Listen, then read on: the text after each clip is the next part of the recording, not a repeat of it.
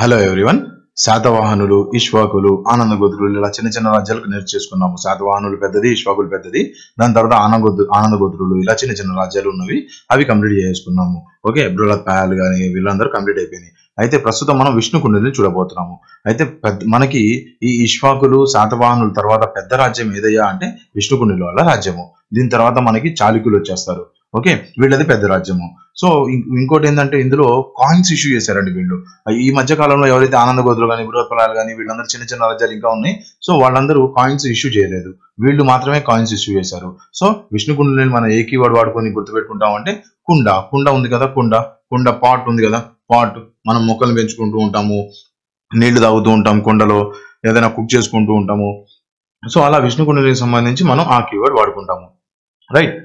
First వచ్చేసి మనం చూసుకుంటే విష్ణు కుండలికి సంబంధించి కుండ అనే కీవర్డ్తో మనం వాడుకుంటాము. వీళ్ళు ఇక్ష్వాకులు మరియు చాళుక్యులు వీళ్ళిద్దరి మధ్యలో ఈ విష్ణు కుండలి అనేది పెద్ద రాజ్యంగా ఆవిర్భావం చెందారు. ఓకే, ప్రముఖ రాజ్యంగా వీళ్ళు ఆవిర్భావం చెందారు. అయితే వీళ్ళ రాజ్య స్థాపకుడు ఎవరయ్యా అంటే ఇంద్రవర్మ. ఎలా గుర్తుపెట్టుకుంటాము అంటే ఇంద్ర తెలుసు కదా, చిరంజీవి తెలుసు కదా, మొక్కే కదా అని పీకేస్తే పీక కోస్తా అని చెప్పి చిరంజీవి గారి డైలాగ్ ఒకటి ఉంది. మొక్క ఎక్కడ ఉంటుంది? కొండలో కదా ఉంటుంది. ఓకే, అలా గుర్తుపెట్టుకోండి మీరు. రైట్. వీళ్ళ రాజధానులు ఏంటి? ఇంద్రపాల నగరము. ఇది ఎక్కడ ఉంది అంటే పెద్ద తుమ్మెలగూడెంలో ఉందండి. అయితే ఇంద్రపాల నగరము స్టార్టింగ్ ఎవరు? ఇంద్రవర్మ. క్యాపిటల్ సిటీ స్టార్టింగ్ ఏది? ఒకటో క్యాపిటల్ ఏంటి? ఇంద్రపాల నగరము. కొంతమంది ఏమంటారు అంటే వినకొండ అని కూడా అంటారు.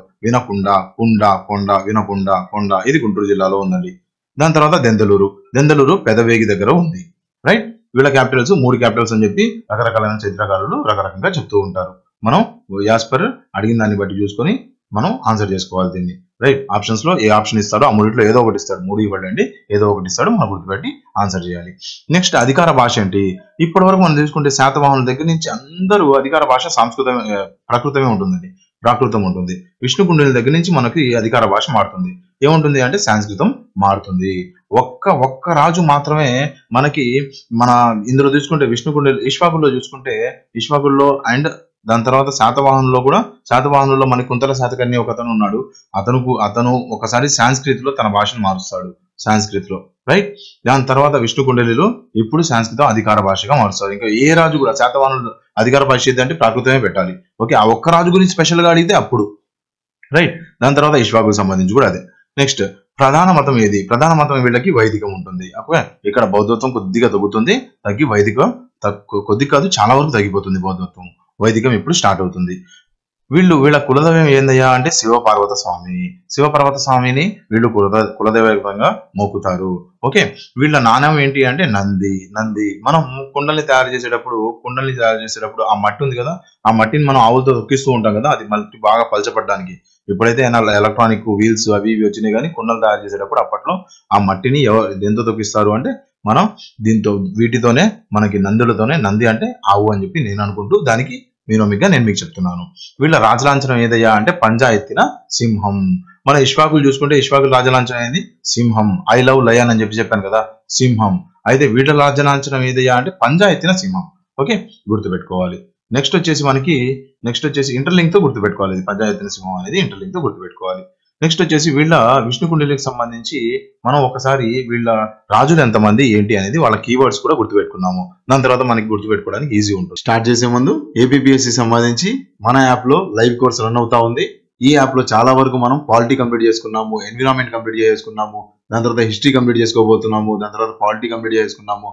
అయితే ఈ కంటెంట్ అన్ని మీరు ఇప్పటివరకు ఏపీ హిస్టరీలోనే కోడింగ్ చూసుంటారు, కానీ ఎన్విరాన్మెంట్ లో విత్ ఇమేజెస్ విత్ వీడియోస్ ఎంత బాగా ఎక్స్ప్లెయిన్ చేశామో ఒక్కసారి మీరు ఈ కోర్సులో అయితే తెలుస్తుంది. ప్రస్తుతం కోర్స్ ప్రైస్ 4600 ఉంది. ఎవరైతే ఇవాళ తీసుకోబోతున్నారో వాళ్ళు ఏపీపీఎస్సీ అని చెప్పి కోడ్ వాడండి. ఏపీపీఎస్సీ అని చెప్పి క్యాపిటల్ లెటర్స్ లో టైప్ చేయండి. మీకు 500 రూపీస్ డిస్కౌంట్ వచ్చేస్తుంది. సో ఎఫెక్టివ్ గా మీకు కోర్సు 4000 రూపీస్ లోనే పడుతుంది. ఈ 4000 లో మీకు విత్ కీవర్డ్స్ అన్ని వీడియోస్ దొరుకుతాయి. At the same time test series కూడా ఇందులోనే ఇంక్లూడ్ అయ్యి ఉన్నాయి. High and test series exam లో మీకు ఎలా అయితే బిట్స్ ఫ్రేమ్ అవుతాయో ఆ రకంగా మీకు బిట్స్ ఉంటాయి. ఎట్ ద సేమ్ టైం మీకు టెస్ట్ సిరీస్ తో పాటు material, PDF material, printable material, నేను చెప్పే పీపీటీ అన్ని మనకి యాప్ లో లైవ్ గా దొరికేస్తాయి. లేదు సార్ మాకు only AP history కావాలంటారా?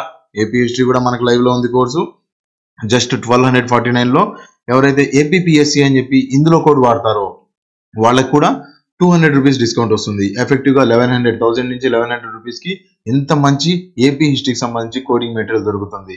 Right, so start చేయండి, ఇప్పుడే పర్చేస్ చేయండి అండ్ మీ జర్నీని కోడింగ్ తో పాటు తక్కువ కన్జ్యూమ్ చేసుకునే జర్నీలో కన్వర్ట్ చేయండి. 5 సార్లు 6 సార్లు రివిజన్ చేయడం కాదు, ఒక్కసారి కోడింగ్ లెక్చర్స్ చూస్తే సరిపోతుంది.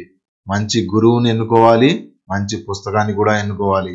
అప్పుడే మీ ఫస్ట్ వీళ్ళ రాజ్య వ్యవస్థలోనే మనకి ఇందులో మనకి రాజకీయ చరిత్రలోనే మనకి శాసనాలు కూడా కవర్ అయిపోతుంది. కవర్ అయ్యేలాగా నేను మీకు మెటీరియల్ తయారు ఇచ్చాను. ఓకే, ఫస్ట్ రాజకీయ వ్యవస్థలో వీళ్ళకి ఇంద్రవర్మ అని చెప్పి ఒక రాజు, ఆల్రెడీ నేను చెప్పాను, మెగాస్టార్ గారిని గుర్తుపెట్టుకుంటాము. 1 మాధవవర్మ, 2 మాధవవర్మ, 1వ మాధవవర్మ, 2వ మాధవవర్మ, దాని తర్వాత 3వ మాధవవర్మ. వీళ్ళ ముగ్గురు గురించి కీవర్డ్ చెప్తాను కొద్దిగా ఆగండి. ఫస్ట్ గోవింద, 1వ గోవింద వర్మ ఒక్కళ్ళే ఉన్నారు. 2వ గోవింద వర్మ, 3వ గోవింద వర్మ ఇలా ఏం లేవు.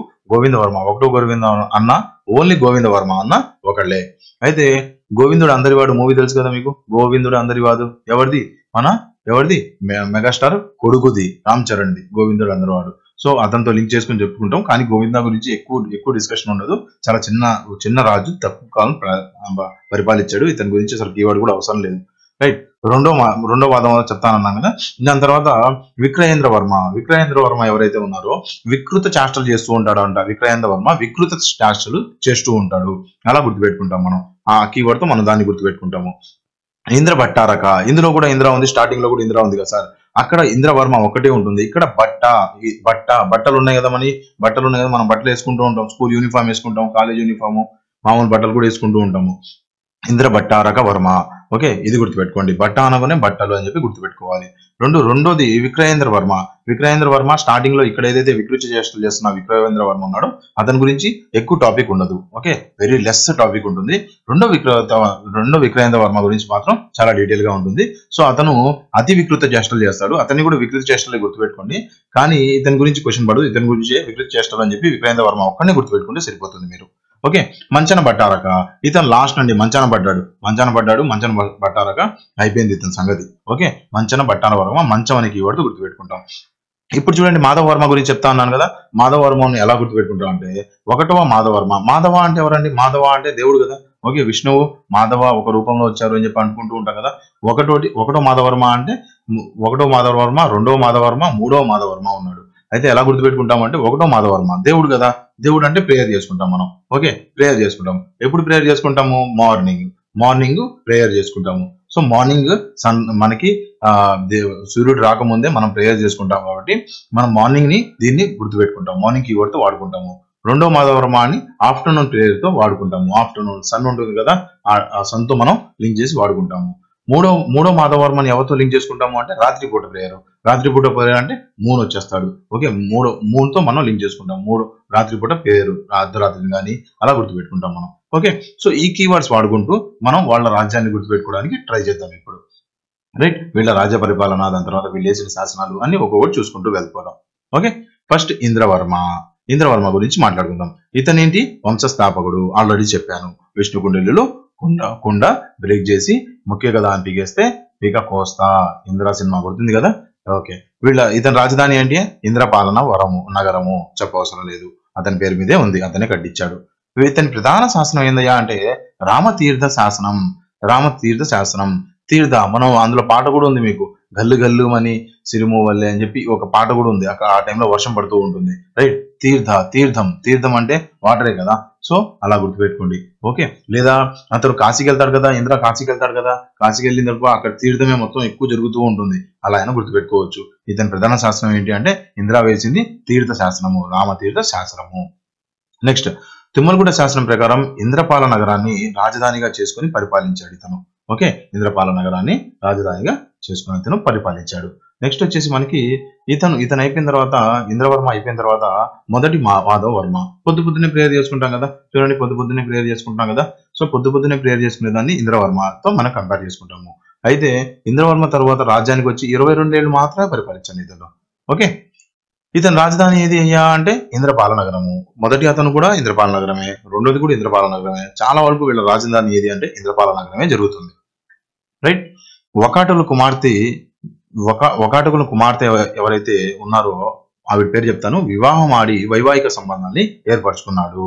ఓకే, అయితే ఇతను ఒకాటకుల రాజకుమార్తె, ఇతనే అని కాదండి, చాలా వరకు ఇందులో ఉన్న రాజులన్నీ ఒకాటకుల కుమార్తెలనే వాళ్ళు మ్యారేజ్ చేసుకుంటూ ఉంటారు. రైట్. శాసనాలు ఏంటి, ఇతను వేసిన శాసనాలు ఏంటి, చుక్కుళ్ళ తామ్ర శాసనము. ఒకాటకులతో వివాహ సంబంధాలు ఏవైతే ఉన్నాయో దాని గురించి చెప్తారు. ఓకే, వివాహం అంటేనే ఒక చిక్కుముడి, చిక్కుళ్ళ శాసనంలో ఎక్స్ప్లెయిన్ చేశారు, వివాహం అంటేనే చిక్కుముడి. ఓకే, ఇలా గుర్తుపెట్టుకోండి. ప్రముఖ గుహలు ఏంటి, భైరవకోన, మొగలరాజపురము, ఉండవల్లి గుహలు. దీని గురించి మనం శిల్పశైలి, దాని తర్వాత వాళ్ళ కాన్స్ట్రక్షన్, ఆర్కిటెక్చర్ గురించి డిస్కస్ చేసేటప్పుడు లాస్ట్ స్లైడ్ లో నేను చెప్తాను. ఒక్కొక్క దానికి మొగలరాజపురంలో ఎన్ని గృహాలు ఉన్నాయి, ఉండవల్లిలో ఎన్ని గృహాలు ఉన్నాయి, భైరవకోన గురించి, ఈ మూడు గురించి మనం డీటెయిల్ గా ఒక్కొక్క స్లైడే ఉంది, దాని గురించి అప్పుడు చెప్తాను నేను. ఓకే ఓకే నెక్స్ట్ వచ్చేసి మొదటి గోవిందవర్మ గురించి మాట్లాడుకుందాం ఇప్పుడు. మొదటి గోవిందవర్మ వచ్చేసి కుటుంబం, ఇతను మొదటి మాధవవర్మ కుమారుడు. రైట్. గోవిందవర్మని ఎలా గుర్తుపెట్టుకుంటాము, రామచరణ్తో గుర్తుపెట్టుకుంటాం అని చెప్పాను. ఇతని పాలన వచ్చేసి ఇంద్రపాల నగరాన్ని ఇతను కూడా రాజధానిగానే చేసుకున్నాడు. ఇంద్రపాలపురమే ఇతనికి కూడా రాజధాని. దాని తర్వాత కృష్ణ మరియు గోదావరి నదుల మధ్య గల ప్రాంతాన్ని జయించి తన రాజ్యాన్ని తూర్పు దిక్కున విస్తరించాడు. రైట్. నెక్స్ట్, తీరాంధ్రలో గుణపసపురంలో మూలరాజు వంశస్థుడైన పృథ్వీ మూలని కుమార్తె ఎవరైతే ఉందో పరమ భట్టారక మహాదేవిని వివాహం చేసుకున్నాడు ఇతను. వీరిద్దరూ బౌద్ధ మతాభిమానులు. ఓకే, బౌద్ధాన్ని ఎక్కువ వాళ్ళు మతాభిమానం చేస్తూ ఉంటారు. పరమ భట్టారక. ఓకే, ఈవిడ గురించి చెప్పాలి అంటే, ఈవిడ పరమ భట్టారిక ఏం చేసింది అంటే, ఆల్రెడీ తన పేరుతో ఇంద్రపురంలో చతుర్దేశ్వర భిక్షుకుల కొరకు పరమ భట్టారక విహారాన్ని నిర్మించింది ఈవిడ. ఓకే, గుర్తుపెట్టుకోవాలి. ఎవరి భార్య అని అడుగుతాడు. ఓకే, పరమ భట్టారిక ఎవరి భార్య అని అడుగుతాడు. రైట్. అయితే ఈవిడ ఏం చేసింది, భిక్షువుల కోసం ఏం చేసింది, పరమ భట్టారక విహారాన్ని నిర్మించింది. విహారానికి దానాలు చేసిన వారు భర్త మొదటి గోవిందవర్మ. తన తండ్రి ఏదైతే ఈ విహారం ఉంది కదా, దానికి ఎవరెవరు దాన ధర్మాలు చేశారంటే భర్త, తండ్రి, దాని తర్వాత మనవడు, వీళ్ళ ముగ్గురు ఆవిడ కట్టిన ఏదైతే ఈ విహారం ఉందో, ఈ భిక్షువుల కోసం విహారాన్ని కట్టింది కదా, దానికి దాన ధర్మాలు చేశారు వీళ్ళు. ఓకే, గోవిందవర్మ పెన్కపూర యన్మదల అనే గ్రామాన్ని విహారాన్ని దానం చేశాడంట ఇతను. ఈ గోవిందవర్మ ఎవరైతే ఉన్నాడో ఆయన కూడా దాన ధర్మాలు చేశాడు. రైట్. చైతన్యపురంలోని మూసీ నది ఒడ్డున లభించిన శాసనం ప్రకారం గోవిందవర్మ అనే పేరుతో గోవింద విహారాన్ని నిర్మించాడు. ఓకే, ఇవన్నీ ఇంపార్టెంట్ కాదని, ఇంపార్టెంట్ ఎక్కడొస్తే అక్కడికి ఇవ్వడు చెప్తాను. ఇది మ్యాటర్ అయితే తెలుసుకోవాలని చెప్పి నేను మీకు ఇచ్చాను ఇవి. రైట్. నెక్స్ట్ వచ్చేసి రెండవ మాధవర్మ కీవర్డ్ ఏంటి, మధ్యాహ్నం పూట మిట్ట మధ్యాహ్నం, సన్ని గుర్తుపెట్టుకుంటాం మనం. సన్ని, ఇదిగోండి ఇక్కడ ఉంది చూడండి మీకు క్లియర్ గా, సన్ని గుర్తుపెట్టుకుంటాము. మాధవర్మ, ఇతని గురించి తెలియజేసే ఆధార శాస్త్రం ఏంటి, ఖానాపుర. ఖానా ఏంటంటే, ఖానా అంటే మధ్యాహ్నం అన్నం తింటాం కదా. ఓకే, అన్నం సాయంత్రం కూడా తింటాం కదా సార్ అంటే, సాయంత్రం రొట్టెలు తింటారు, పొద్దున్న టిఫిన్ చేస్తారు, మధ్యాహ్నం అన్నం తింటారు అని చెప్పి గుర్తుపెట్టుకోండి. ఓకే, ఈపూరు, వెలుపూరు, స్తంభ. ఓకే, దాని తర్వాత సమకాలీన రాజవంశాలు ఏవేవి అనేది చూసుకోండి. ఇతను చాలా గొప్పవాడు. ఇతను చాలా మందిని ఓడించేశారు. తన చుట్టుపక్కల ఉన్న అందరినీ, ఈ పల్లవుల్ని కానీ, ఒకటకులు కానీ, పల్లవుల్ని కానీ, సాలంకాలు కానీ, వీళ్ళందరినీ ఓడించేసి ఆ రాజ్యాలన్నీ ఇతనే కలిపేసుకున్నాడు. ఓకే, సముద్రగుప్తుడు సమకాలీన రాజు. సముద్రగుప్తుడు చాలా మంచి యుద్ధ నైపుణ్యాలు గల ఒక మంచి రాజు. అలానే ఆ టైంలోనే ఇతను కూడా ఉన్నాడు. రైట్. అయితే గొప్పవాడు అనేది ఎలా గుర్తుపెట్టుకుంటాం వీళ్ళ దాంట్లో, ఇప్పుడు మిట్ట మధ్యాహ్నం ప్రేయర్ చేయడం అంటే, ఎండలో ఒంటి కాలు మీద కూర్చొని ప్రేయర్ చేస్తామండి. ఎండలో ఒక మనిషి ఒంటి కాలు మీద ఇలా పెట్టుకొని ఒంటి కాలు మీద తను ప్రేయర్ చేస్తున్నాడు. ఎంత గొప్పవాడై ఉండాలి, అలా గుర్తుపెట్టుకోండి. రైట్. నెక్స్ట్ వచ్చేసి మీకు పాలకుల్లో మన రెండవ మాధవరం గురించి ఇంకొద్దిగా గట్టిగా మాట్లాడుకుంటే, అతను యుద్ధ విజయాలు ఆల్రెడీ చెప్పాను కదా, ఒకాటకులతో గోదావరి తీరం యుద్ధం చేసి వాళ్ళ రాజ్యాన్ని విస్తరించాడు. ఒకాటకులతో, పల్లవులతో, సాలంకాయలతో, మరాఠులతో కూడా ఇతను యుద్ధాలు చేసి ఆ ఏరియాలన్నిటినీ అతను కబ్జా చేసుకున్నాడు. ఓకే, రాష్ట్రాన్ని వెంగివైపు రాష్ట్రాన్ని తను ఎక్స్పాండ్ చేశాడు. కమ్మ రాష్ట్రాన్ని పోరాడి వాళ్ళ పల్లవులతో పోరాడి కమ్మ రాష్ట్రాన్ని, వీటన్నిటిని తన వైపు తీసేసుకున్నాడు. అందుకని గొప్పవాడయ్యాడు ఇతను. ఇతను విజయాలకు చిహ్నంగా అశ్వమేధ యాగాలు ఎవరు చేసేవాళ్ళు, మనకి గతంలో చూసుకుంటే మనం అశ్వమేధ యాగాలు మన గౌతమిపుత్ర శాతకర్ణి వీళ్ళందరూ పెద్ద రాజులందరూ చేసేవాళ్ళు కదా. అలానే ఇప్పుడు ఇతని కూడా అశ్వమేధ యాగాలు చేశాడు. రైట్ రైట్ ఎందుకంటే ఇతను గొప్పవాడు కాబట్టి. నెక్స్ట్ వచ్చేసి ఇతని గురించి తెలుపు శాసనం ఏంటి అంటే వెల్పూరి శాసనం. వెల్పూరు. ఇప్పుడు మార్నింగ్ మీరు ప్రేయర్ చేస్తున్నారండి. మార్నింగ్ మీకు కొద్దిగా లైట్ ఉండదు కానీ ఎక్కువ వెలుగు ఉండదు. ఈవినింగ్ ప్రేయర్ చేస్తే ఎక్కువ వెలుగు ఉండదు. వెలుగు ఎప్పుడు బాగా ఎక్కువ ఉంటుందంటే ఆఫ్టర్నూనే కదా. ఆఫ్టర్నూన్. సో వెల్పూరి శాసనం ఎవరి గురించి అవుతుంది అంటే మన ఆఫ్టర్నూన్ ప్రేయర్ 2వ మాధవర్మ గురించి అవుతుంది. ఓకే. గణపతి దంతముఖ స్వామి విగ్రహాన్ని ఇతను ప్రతిష్ఠించాడు. ఓకే. వైదిక మతం గురించి చెప్పుకోవాలంటే ఇతని కాలంలో, ఇతని పాలనా కాలంలో వైదిక మతం అత్యున్నత స్థాయిలో ఉందంట. బాగా హై పీక్స్ లో. మనకి బౌద్ధం క్షీణించిపోతూ ఉంటుంది. బౌద్ధం క్షీణించిపోయి ఇతని టైంలో వైదిక మతం ఫుల్ స్పీడ్ లో ప్రాముఖ్యత చెందుతూ ఉంటుంది. రైట్. నెక్స్ట్ ఇతను ఎవరిని వివాహం చేసుకున్నారు అంటే ఒకటక. ఇందాక చెప్పాను కదా, ఒకటక రాణుల్నే ఎక్కువ వీళ్ళు వివాహం చేసుకుంటూ ఉంటాడు. ఇతను చూడండి వాళ్ళనే చంపాడు, వాళ్ళ ప్లేస్ ని ఆక్రమించేశాడు, మళ్ళీ వాళ్ళ యువరాణినే పెళ్లి చేసుకున్నాడు. వాళ్ళు ఎలా ఒప్పుకున్నారు? మహాదేవిని పెళ్లి చేసుకున్నాడు ఇతను. రైట్. నెక్స్ట్ వచ్చేసి ఇతను 2వ మాధవర్మ అయిపోయిన తర్వాత 2వ మాధవర్మ విక్రయేంద్ర వర్మ వచ్చేస్తాడు. ఇతని గురించి ఎక్కువ టాపిక్ ఉండదు. వికృత చేష్టలు చేస్తాడు. కాకపోతే ఇతని గురించి ఇతను 2వ మాధవర్మను ఇందాక ఒకటక రాజకుమార్తో అతను పెళ్లి చేసుకున్నారు కదా. ఎవరు? 2వ మాధవర్మ. వీళ్ళిద్దరికి జన్మించిందే విక్రయేంద్ర వర్మ. ఓకే. ఇతను కూడా ఇంద్రపాల నగరాన్నే తన రాజధానిగా చేసుకుంటాడు. తామ్రశాస్త్రంలో మహాకవిగా ఇతను పేర్కొన్నాడంట. మహాకవి. వికృత చేష్టలు చేస్తూ మహాకవిగా పేర్కొన్నాడంట. ఓకే. వికృతంగా పాడుతూ ఉన్నాడు. సో అందుకనేమో మనం కూడా వికృతంగా పాడుతూ ఉంటాం కదా, మనం కూడా మహాకవులేమే. ఓకే. నెక్స్ట్ బౌద్ధ శైవ మతాలను ఇతను ఆరాధించాడు. అందరూ అంతే ఆరాధిస్తూ ఉంటారు. ఎక్కువ శాతం శైవం ఉంటుంది, బౌద్ధం చాలా తక్కువ ఉంటుంది. నెక్స్ట్ వచ్చేసాడండి 3వ మాధవర్మ గురించి చూసుకుందాము. ఇతని పరిస్థితి ఏంటి అంటే ఇతను ఎలా గుర్తుపెట్టుకుంటామంటే రాత్రి పూట పూజ చేసుకుంటాము. రాత్రి. ఓకే. ఇతను విష్ణుకుండినుల వంశంలో ఎక్కువ కాలం పరిపాలించాడు. అంతే కదా, రాత్రే కదా ఎక్కువ ఉండేది. రాత్రే కదా మీరు ప్రేయర్ చేసుకోవాలన్నా ఏం చేసుకోవాలన్నా ఎక్కువ ఉంటుంది కదా రాత్రి సమయము. పొద్దున పూట ఎవరో ఒకళ్ళు డిస్టర్బ్ చేస్తూ ఉంటారు. టైం కూడా తక్కువ ఉంటుంది, వెళ్తూ ఉండే టైము. రాత్రి ఎక్కువ టైం ఉంటుందని ఇలా గుర్తుపెట్టుకోవచ్చు. ఇతని బిరుదులు ఏంటయ్యా అంటే జనశ్రయ, ఆశ్రయం ఎప్పుడు కోరుకుంటాం మనం? శ్రయాలో ఆశ్రయం ఉంది. ఆశ్రయం. ఓకే. రాత్రిపూట ఆశ్రయం కోసం వెళ్తూ ఉంటాం కదా, ఇతని బిరుదు అలా గుర్తుపెట్టుకోండి. నెక్స్ట్ ఏమంటే అనిశిత వివిధ దివ్య. దివ్య అంటే ఏంటి? దివ్యం, దీపం, దివ్యం. ల్యాంప్ ఎప్పుడు వాడతాం? రాత్రిపూటే కదా దివ్యం, దీపం వాడేది. రైట్. పరమ బ్రాహ్మణ. ఓకే. బ్రాహ్మణ్య. ఇతను పరమ బ్రాహ్మణ్య అంట.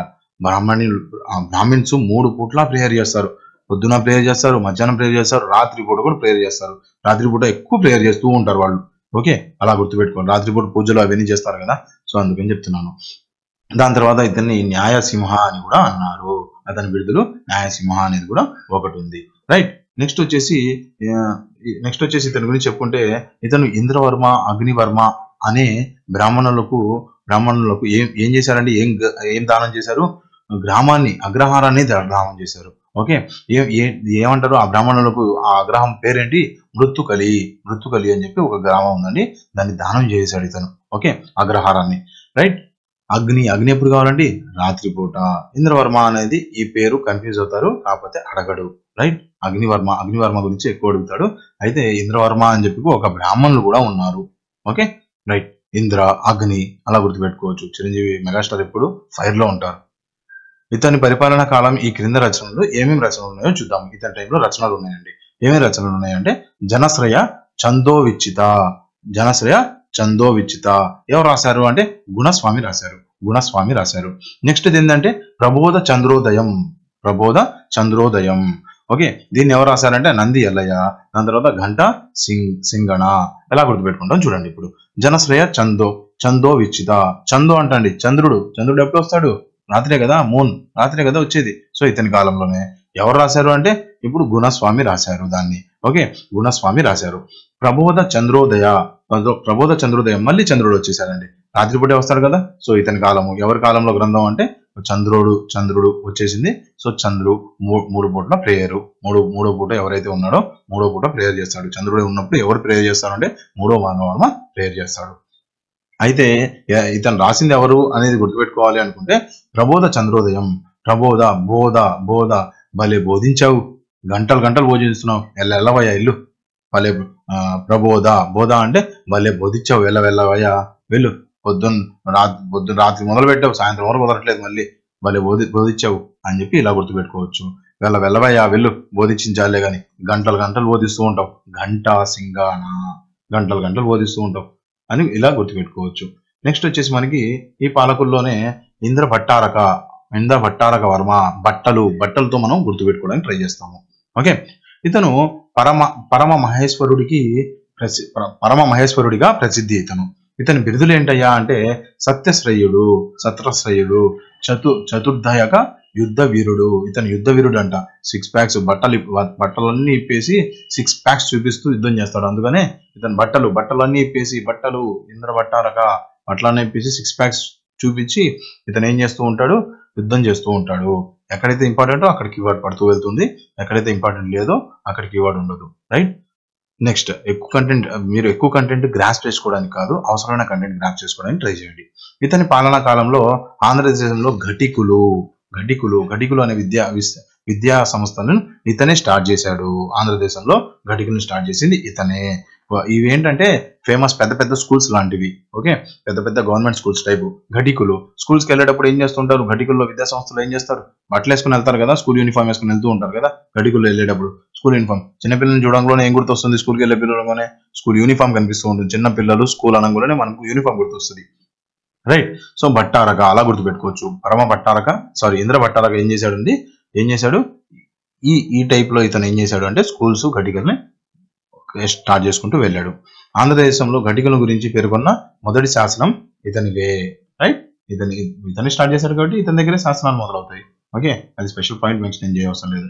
ఘటికల గురించి ఉద్దేశించుకుని సోమదేవం అనే గ్రంథంలో పేర్కొని ఉందండి. సోమదేవం, సోమరిపోతులా ఉండకయ్యా, ఘటికలో వెళ్ళి స్కూల్లో వెళ్ళి జాగ్రత్తగా చదువుకో, స్కూల్కి వెళ్ళేటప్పుడు పొద్దున్నే ఎందుకు అంత లేజీగా ఉంటావు, సోమదేవం. నెక్స్ట్, ఈ పాయింట్స్ రెండు అంత ఇంపార్టెంట్ కాదు, చదువుతాను వినండి. ఈశాన వర్మ చేతిలో ఓడి తన కుమార్తె ఇంద్ర భట్టారికను ఈశాన వర్మ కుమారుడైన సర్వవర్మకు వివాహం ఇచ్చినట్టు తెలుస్తుంది. దేంట్లో ఇతను లైఫ్ స్టోరీ చదివేటప్పుడు దీని గురించి కూడా ఒక పాయింట్ గుర్తుపెట్టుకోవాలి. ఇతను ఈశాన వర్మ చేతిలో ఓడిపోయాడంట. ఓడిపోయి తన కుమార్తె ఎవరైతే ఇంద్ర భట్టారక ఉందో ఆవిడ్ని సర్వవర్మకి ఇచ్చి పెళ్లి చేశాడు. రైట్. నెక్స్ట్ వచ్చేసి పృథ్వీ మావులుడు గోదావరి శాసనం ప్రకారం రణదుర్జయ అని చెప్పి రణదుర్జయ అని చెప్పి ఒక వంశం ఉందండి. దానికి సంబంధించి పృథ్వీమూలుడు అని చెప్పి ఒక కళింగ రాజు ఉన్నాడు. అయితే ఆ రైజన ఇంద్రవర్మను కలిసి కళింగ యుద్ధంలో ఇంద్ర భట్టారక వర్మను సంహరించినట్టు చచ్చిపోయినట్టు మనకి తెలుస్తుంది. ఇంద్ర భట్టారక ఇతను రణదర్జయ అని చెప్పి ఒక వంశీయుడైన పృథ్వీమౌనుడి చేతిలో చనిపోయాడు అని చెప్పి మనకి ఈ శాసనం ఈయన గురించి మనకి ఒక ఇన్ఫర్మేషన్ తెలుస్తా ఉంది. రైట్. రెండవ విక్రయేంద్ర వర్మ వికృతి చేష్టలు చెప్పాను కదా, వికృతి చేష్టలు ఎక్కువ చేస్తూ ఉంటారు. సో ఇతని గురించి కూడా ఎక్కువ డిస్కషన్ లేదు. వికృతి చేష్టలు రెండవ విక్రయేంద్ర వర్మ ఎక్కడున్నా అంటే విష్ణుకుండేలు కుండ పగలగొట్టాడు వికృతి చేష్టలు చేస్తూ అన్నట్టు గుర్తుపెట్టుకోండి. ఇంద్ర భట్టారక వర్మ తర్వాత ఇతని కుమారుడైన రెండవ విక్రయేంద్ర వర్మ రాజ్యపాలన చేపట్టాడండి. అయితే రాజ్యపాలన చేపట్టిన వెంటనే రాజ్యంలో నెలకొన్న తిరుగుబాట్లను అణిచివేసేసాడు ఇతను. ఓకే, తన వికృతి చేష్టలతో తన డిఫరెంట్ రూల్స్ తో మొత్తాన్ని అణిచివేసేసాడు. రైట్. అయితే ఇతని పాలనా కాలం నాటి శాసనాలు ఏవైతే ఉన్నాయో చూద్దాం ఒకసారి. ఇవన్నీ మనం అతని వికృతి చేష్టలతో గుర్తుపెట్టుకుంటాం. చిక్కుళ్ళ శాసనము, చిక్కుముళ్ళు వేసాడంట ఇతను. చిక్కుముళ్ళు వేయటం ఏంటి, వికృతి చేష్ట కాకపోతే. తొండి శాసనము, తొండి చేస్తున్నాడు ఇతను, వికృతి చేష్ట చేస్తున్నాడు. తొండి చేయటం ఏంది, ఆట సరిగ్గా ఆడొచ్చుగా, వికృతి చేష్టలు ఎందుకు. తుమ్ముల గూడ శాసనము, మనుషుల మీద తుమ్ముతారా ఎవరైనా, తుమ్ముల గూడ శాసనము, మనుషుల మీద తుమ్ముతున్నాడు. కరెక్టా, ఇది తప్పు. సో తుమ్ముల గూడ శాసనము ఇతను మనం అలా గుర్తుపెట్టుకుంటాం, వికృతి చేష్టల్లో గుర్తుపెట్టుకుంటాం. ఇంద్రపాలనగర శాసనము, ఇంద్రపాలన వాళ్ళు రాజధాని కాబట్టి అక్కడి నుంచి కూడా ఒక 2 శాసనాలు, అందరి ఇంద్రపాలన నగరంలో 1-2 శాసనాలు దొరుకుతాయి. ఓకే, ఇతను శివవర్మ అనే పండితుడికి తుండి గ్రామాన్ని దానం చేశాడు అని చెప్పి మనకు ఒక పాయింట్ కనిపిస్తూ ఉంది. Okay, right. ఈ పాలకులకి సంబంధించి మనకి ఇతని గురించి ఇంకొద్దిగా చూసుకుంటే మనకి తుమ్మలగూడ శాసనం ఏం చెబుతుందయ్యా అంటే విష్ణుకుండినుల వంశావళిని వివరిస్తుంది. ఓకే, గూడెంలో ఏం తయారవుతాయండి? తుమ్మలగూడెంలో ఏం తయారవుతాయి? కొండలు తయారవుతాయి. ఎవరెవరు కొండలు చేస్తున్నారు అంటే తుమ్మలగూడెంలో అందరు చెబుతారు, ఇదిగో వీళ్ళ కుటుంబం విష్ణుకుండినుల కుటుంబం కూడా ఇక్కడ కొండలు తయారు చేశారు అని చెప్పి తుమ్మలగూడెంలో చెబుతున్నారు. పరమ భట్టారక మహాదేవి నిర్మించిన విహారానికి ఇరుందేరా అనే గ్రామాన్ని దానం చేశాడు అని చెప్పి మంచన భట్టారక వర్మ. చేసిన వాడు ఎవరయ్యా అంటే మంచన భట్టారక వర్మ. ఓకే, మనకి ఇది చూసుకుంటే పరమ భట్టారక మహాదేవి ఎవరైతే ఉన్నారో ఆవిడ నిర్మించింది. ఓకే, దాని తర్వాత మంచన భట్టారక వర్మ ఎవరైతే ఉన్నారో అతను ఏం చేశాడంటే డొనేట్ చేశాడు. ఓకే, అతను డొనేట్ చేశాడు. నిర్మించింది ఎవరు, డొనేట్ చేసింది ఎవరు? సరిపోయారు, ఇద్దరికిద్దరే. ఊరి పేరేంటి? ఇరుందేరా. ఇద్దరికిద్దరే. నిర్మించింది ఇతను, మంచన భట్టారక దానం చేశాడంట. నెక్స్ట్ చివరి రాజు మంచన భట్టారక వర్మ. మంచంలో పడి చచ్చిపోయాడు ఇతను, చివరి రాజు కాబట్టి. ఓకే, ఇతను చివరివాడు. ఇతను తాండివాడ శాసనం అని చెప్పి ఒకటి ఇచ్చారండి. అందులో మంచన భట్టారకుడిని మనకి ఎవరు చంపాడు అనేది క్లియర్ గా మెన్షన్ చేస్తుంది. ఓకే, ఎవరు చంపారు అంటే ఇష్టాపుర దుర్జయుడైన పృథ్వీమూల మహారాజు ఓడించి రాజ్యాన్ని ఆక్రమించినట్టు తెలుస్తుంది. ఓకే, మనకి ఎలా గుర్తుపెట్టుకుంటాం అంటే తాండివాడ వడదెబ్బ తగిలి మంచంలో పడ్డాడంట. ఓకే, తాండివాడ వడదెబ్బ తగిలి మనకి అతను మంచంలో పడి చనిపోయాడు. రైట్. సో ఇది వాళ్ళ రాజకీయ చరిత్ర. చాలా ఇంపార్టెంట్. మొత్తం మీకు క్లియర్ గా చెప్పాను. వీళ్ళ పరిపాలన వ్యవస్థ చూద్దాం ఒకసారి. అయితే విష్ణుకుండినికి సంబంధించి ఈ లెక్చర్ ఇంతటితో కంప్లీట్ అయిపోతుంది. ఎవరైతే ఫుల్ కంటెంట్ కావాలి, ఫుల్ వీడియో కావాలి అనుకుంటారో ఇప్పుడే యాప్ లో APPSC కోర్స్ ఉంది, తీసుకోండి, కంప్లీట్ గా చూసేసేయండి. Thank you very much. Have a nice day. Bye.